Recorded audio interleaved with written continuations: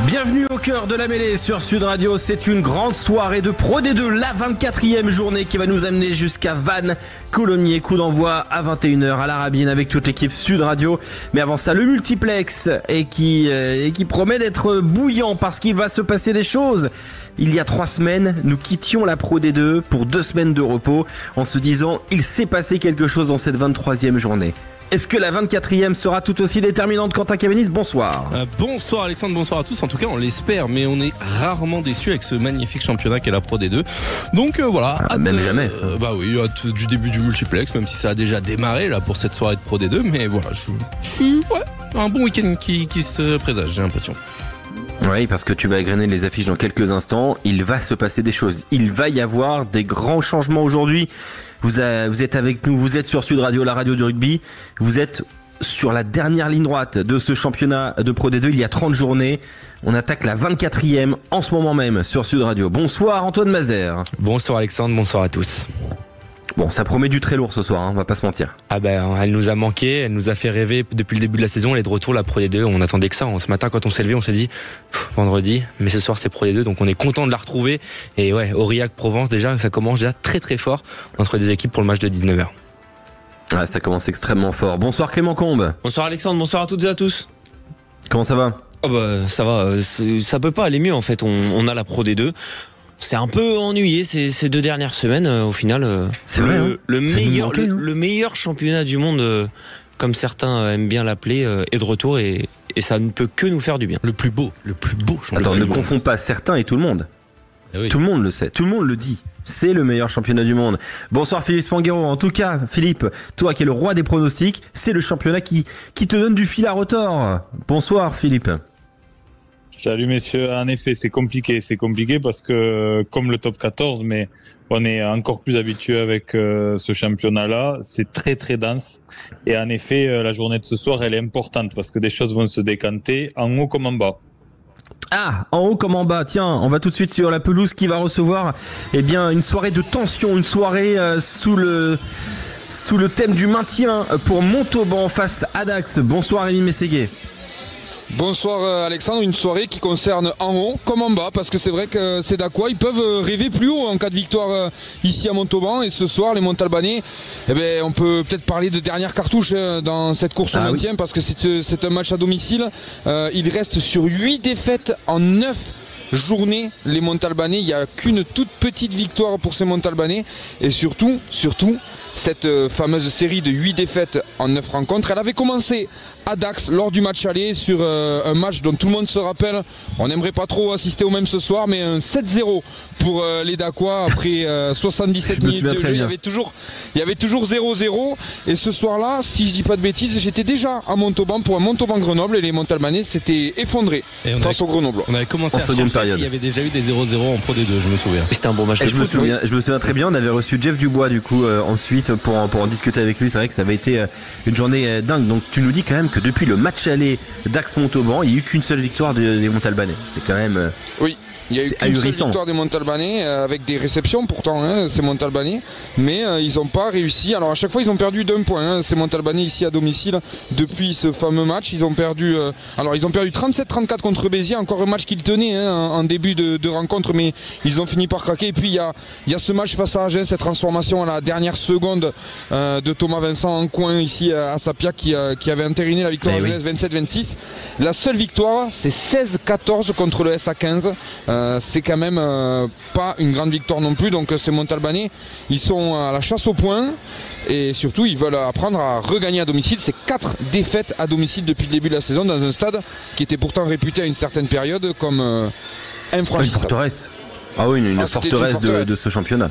Ouais, c'était extraordinaire, Sapiac. Et il faut que Sapiac soit de nouveau extraordinaire ce soir. Merci Rémi Mességuet. Coup d'envoi de 19h30 de ce match entre Montauban et Dax. On va faire un point sur les informations. Quentin Cavanis avec effectivement cette 24e journée de Pro D2 qui nous réserve bien des surprises ce soir. Bien des surprises en effet, Alexandre, pour cette 24e journée de Pro D2. On a donc Aurillac Aix-en-Provence en ce moment. Il y aura Béziers, Biarritz, Grenoble, Soyon, Angoulême, Agen, Rouen, Montauban, Dax, Valence, Romans, Nevers et puis à 21h, Vannes, Coulommiers. Olympique. Dans le reste de l'actualité rugby, Alexandre, une bonne nouvelle pour le rugby français et surtout pour le Stade Toulousain. C'est annoncé depuis plusieurs semaines maintenant et c'est désormais officiel. L'ouvreur Romain Ntamak fera son retour demain contre Pau après 7 mois d'absence, après l'opération de son genou gauche. Romain Ntamak qui va débuter sur le banc demain.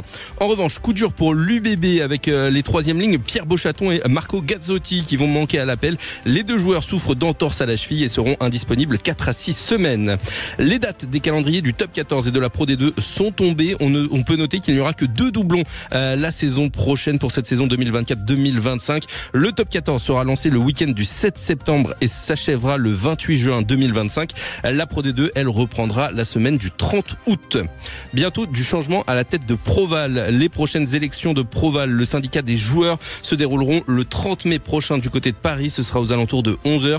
Et il y a 2 candidats qui devraient se présenter. Malik Hamadash et très probablement Clément Ménadier. Et puis enfin, pour l'ouverture de cette 24e journée de Pro D2, il y avait un match hier soir entre Mont-de-Marsan et Brive. Et finalement, ça s'est soldé sur un match nul 22 partout avec un essai transformé en toute fin de match pour Léo Carbonneau. Avant les rencontres du jour, Mont-de-Marsan est 4e, Brive 6e et donc Dax, comme le soulignait Rémi Mességuier, en cas de succès, pourrait rentrer dans le top 6. Merci Quentin Cabanis. Et une dernière info qui vient de nous parvenir. Alors elle est pas tout à fait rugby, enfin bon, elle concerne quand même beaucoup les rugbyman et ceux qui aiment bien vivre. Les grands buffets restent à Narbonne, ça vient d'être annoncé. Et oui, c'est un pèlerinage. Ah bah oui, non mais quand tu joues au rugby en Occitanie, je veux dire, les grands buffets restent à Narbonne, c'est l'information de la soirée. Et ça, Philippe Spanghero, je suis sûr que t'es ravi d'entendre une telle nouvelle. Ouais, bah là sûr, oui. Je crois que c'était une bagarre pour garder les grands buffets à Narbonne. Oui. C'est devenu une institution, donc c'est pas lié au rugby, mais pas loin quand même, parce que c'était un pèlerinage pour tout un tas d'amateurs du rugby qui allaient voir des matchs dans la région et qui programmaient en fonction de l'arrêt au grand buffet. Ah ouais, non mais attends, faut réserver plusieurs mois à l'avance, hein. C'est un calvaire. Hein. Ah non mais quand le calendrier de la saison de fédéral ou de régional elle sort, tu sais quand est-ce qu'il faut réserver 6 mois à l'avance pour aller au grand buffet. C'est comme ça que ça se passe, hein, donc c'est exceptionnel. Pub gratuite. Ils n'ont pas besoin. Ah bah non mais c'est une trop bonne nouvelle de la soirée. Voilà, je suis sûr que sur Sud Radio ça vous fait plaisir de savoir que les grands buffets restent à Narbonne. Il y a eu comme le dit le communiqué de presse à l'instant, plusieurs mois de discussions très constructives entre les élus du Grand Narbonne, la ville de Narbonne et les responsables des grands buffets. Tout le monde s'est entendu, et bien semble-t-il, avec beaucoup de choses positives. On se posait la question, Philippe Spanghero, dans les news de Quentin Cabanis, est-ce qu'il y a quand même une news là comme ça que tu as envie de mettre en valeur? On va évoquer dans un instant Romain Ntamak et son retour à la compétition avec notre invité Jean-Michel Grand, le kiné des sportifs de haut niveau, qui s'est occupé de Romain Ntamak. Mais est-ce que dans les news de Quentin, toi, il y a quelque chose hors Romain Ntamak qui te saute aux yeux? Alors, si on sort de l'actu de Romain Ntamak sur laquelle on reviendra tout à l'heure, je vais parler de l'élection de Proval, qui est une élection importante parce qu'il faut succéder à Robins Tchalewachou, qui a été un président assez clivant et qui n'a pas forcément permis de renforcer les liens de cette institution avec la Ligue et la Fédération. C'est un sujet très important. Le syndicat des joueurs a un rôle très important à jouer dans l'avenir de notre sport. Et donc, c'est quelque chose qu'il faut suivre de près. Il y a 2 profils qui sont intéressants, qui a priori vont s'affronter. Mais en tous les cas... Il y a Malik Hamadash qui est vice-président, qui est déjà en fait... qui travaille déjà à Proval, hein. Il est vice-président et trésorier adjoint. Oui, et puis pendant longtemps, on a pensé qu'il serait seul candidat. Donc l'info de Clément Ménadier est arrivée un peu comme une surprise. C'est un profil intéressant aussi, Clément Ménadier. C'est un joueur qui est très apprécié. Voilà, il faut quelqu'un qui fasse consensus de toute façon parce que le syndicat a besoin vraiment de travailler main dans la main avec la fédération et la ligue. Et il faut ramener un peu de liant parce que c'est vrai que sur la fin du mandat de Robin Tchalewachou, les discussions s'étaient un peu distendues avec les institutions nationales.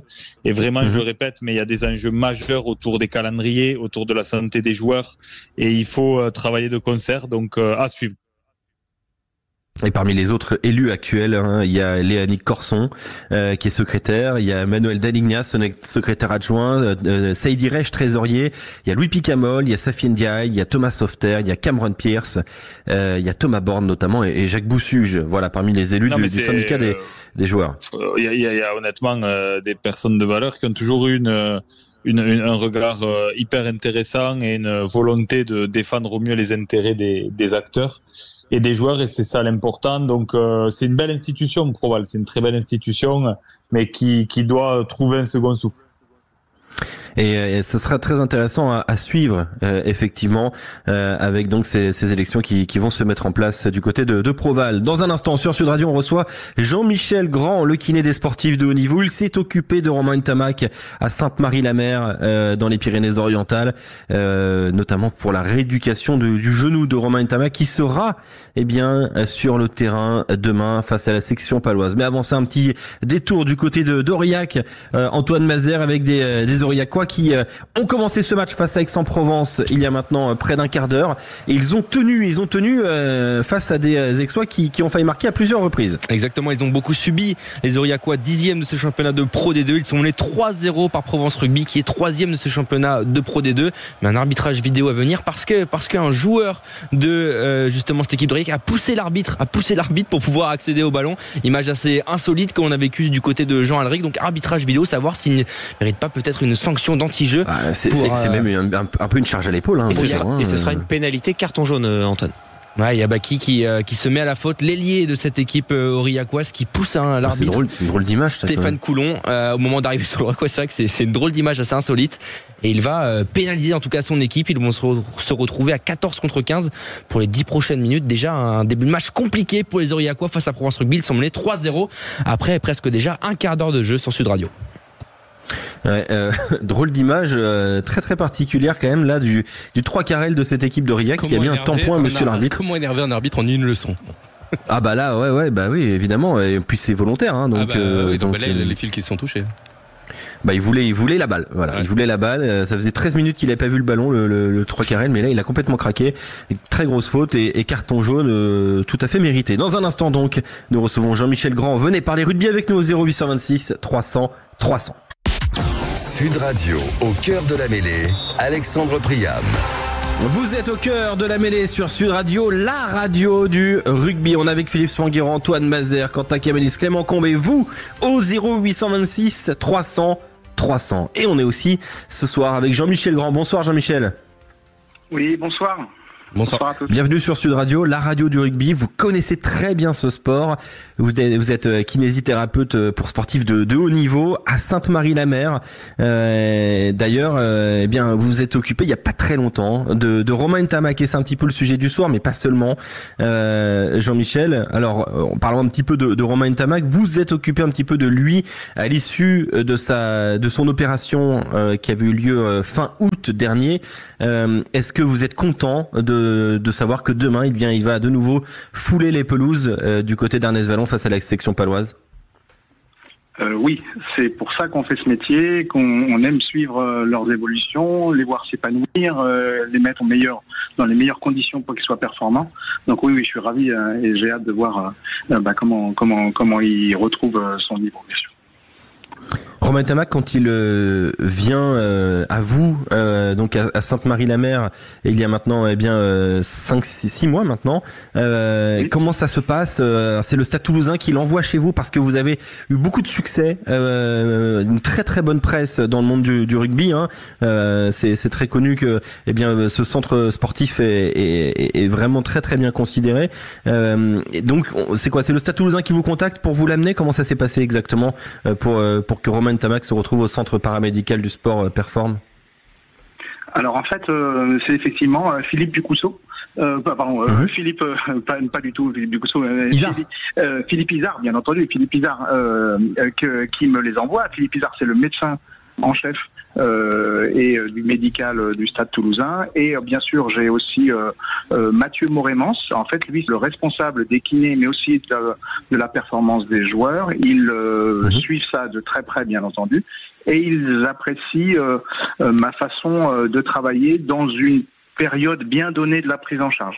En fait, dans cette prise en charge, il y a une spécificité qu'on peut apporter, et pendant 15 jours, au 2e mois à peu près de la prise en charge, ils font appel à nous pour qu'on apporte du travail sur les facteurs de risque en fait qui pourraient être des risques de récidive de blessures. Voilà. Alors, donc vous, c'est votre spécialité, c'est d'empêcher ces récidives. Quelle est la patte spéciale de Jean-Michel Grand et de ce centre paramédical du sport? Est-ce que vous vous écartez d'autres pratiques? Est-ce que vous avez une touche personnelle?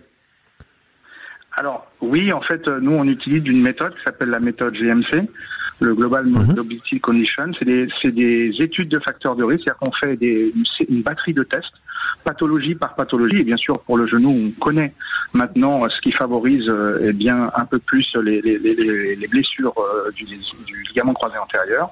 Et donc, on fait des tests, des évaluations. Le joueur arrive et on connaît les choses qu'il va falloir corriger dans la prise en charge. On est plus maintenant attentif à ce qui génère la blessure, et donc si le joueur a encore ces facteurs de risque à la reprise, eh bien il est toujours à risque. On fait ce qu'on appelle de la prévention secondaire, c'est-à-dire que le blessé reprendra, mais avec des risques de récidive moins importants. On fait un bilan avec un scoring, c'est-à-dire que ça nous donne un score. Bon, pour le genou, par exemple, on a 7 tests et ce score, à la fin de la prise en charge, on doit obtenir 5 sur 7 pour être à moindre risque de récidive de blessure. Et Romain Ntamack était un bon élève, quelqu'un on imagine qu'il a le sérieux dans le sang quand même, hein. Absolument, c'était un vrai régal de m'occuper de lui. C'est un garçon qui est il sait exactement ce qu'il veut, hein. Il connaît très bien son corps. C'est d'ailleurs assez passionnant de voir à quel point il est capable d'apporter une correction exactement comme on la lui demande. En quelques mouvements, il maîtrise le mouvement, il maîtrise le geste qu'on lui demande.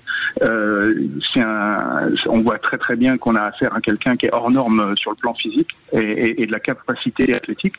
Et par rapport à un comparatif d'un sportif lambda, on a des progrès beaucoup plus rapides, bien entendu. Philippe Spanghero, qui est notre consultant sur Sud Radio. Malheureusement, Philippe, toi, les blessures au genou, tu connais. On rappelle, tu t'es malheureusement fait un genou en faisant un toucher. Ça peut arriver. Au Stade Toulousain, en pré-saison. Mais j'écoutais avec attention parce que c'est vrai que c'est. Il y a des périodes vraiment très importantes et celle dont parle notre invité, elle est quand même cruciale. Au début, ça conditionne beaucoup la suite. Moi, ce que je trouve intéressant, c'est que quelque part, Romain Ntamack se soit laissé le temps, se soit pas mis, j'ai l'impression de deadline et de course contre la montre et comme on le disait, je pense que c'est vraiment une personnalité particulière dans son approche mentale. C'est quand même un champion hors norme. Et donc, quelque part, il revient au bon moment parce que l'opération fin août, ça lui a laissé, avant reprise à balles réelles, donc ce week-end pour lui, quasiment 8 mois. Donc là, quelque part, tout a été fait dans les règles.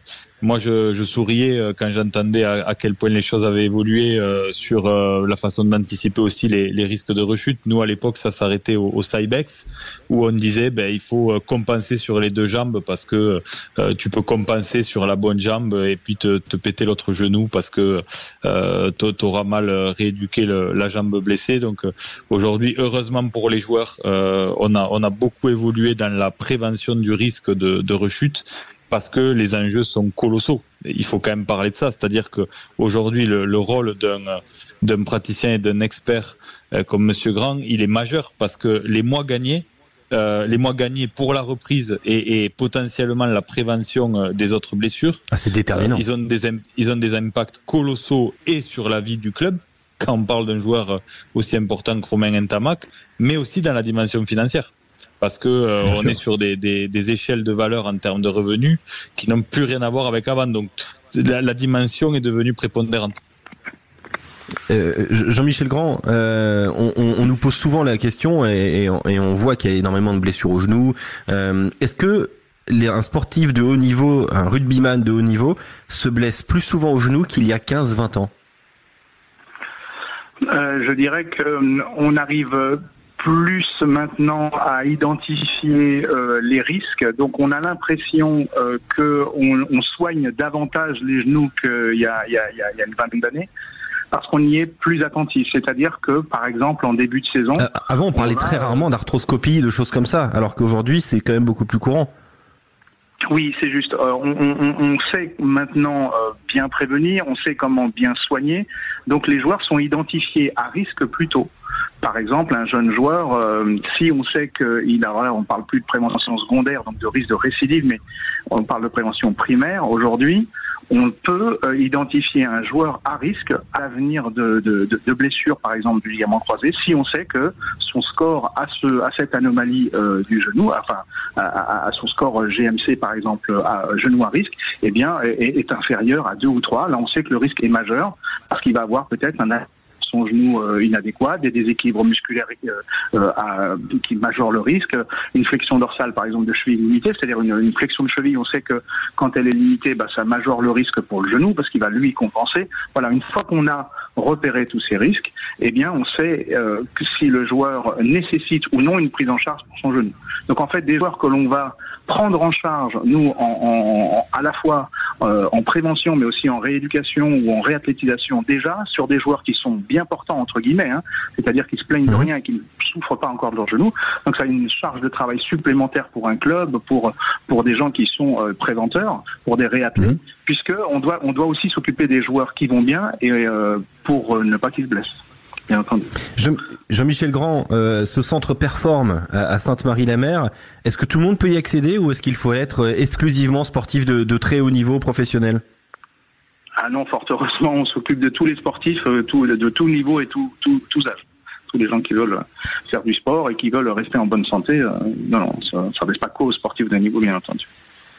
Merci beaucoup Jean-Michel Grand, ancien kiné notamment des équipes de France de rugby à 15, U20, du Loup, du rugby à 13 aussi. Voilà, on sait que vous êtes une référence dans ce domaine et j'imagine que demain ça va vous faire quelque chose de voir Romain Ntamak rentrer sur le terrain, probablement en seconde période face à la section paloise. Écoutez Sud Radio, regardez le match, mais écoutez Sud Radio. Avec plaisir, je serai devant l'écran et j'écouterai ça avec plaisir. Eh ben c'est parfait. Merci beaucoup Jean-Michel Grand, merci d'avoir été avec nous sur Sud Radio. Philippe Spanghero, on te retrouve tout à l'heure à 20h15. On va parler du championnat anglais une nouvelle fois, parce qu'il y a des encore une fois des signaux qui sont négatifs et plus d'un titre entre des remboursements de prêts qui ne peuvent pas avoir lieu, entre des joueurs qui quittent le navire, des droits télé qui sont en train de s'effondrer. On se posera plein de questions autour du rugby anglais, de ce championnat anglais, et même une petite question provoque débat. Est-ce que au final le rugby anglais n'est pas désormais le 3e championnat européen? J'ai hâte de ce débat. Philippe Spanghero, 20h15. Tu seras au rendez-vous? Je serai au rendez-vous et j'ai une petite idée de la réponse. Mais on saura l'étayer tout à l'heure. J'ai hâte. Quand tu me teases bon match comme pour ce Pro D2, messieurs. Non, c'est la Pro D2. Il fait exprès. Et là, il va partir, il va m'énerver. Il part en me laissant un goût en me laissant une amertume. C'est absolument terrible. À tout à l'heure, Philippe Spanghero. Dans un instant, le multiplex. Il y a 3 partout entre Aurillac et Provence Rugby. Vous n'avez rien manqué, même si ça s'anime, franchement, sur le terrain. Le multiplex, lui, il va commencer et ce sera sur Sud Radio, la radio du rugby.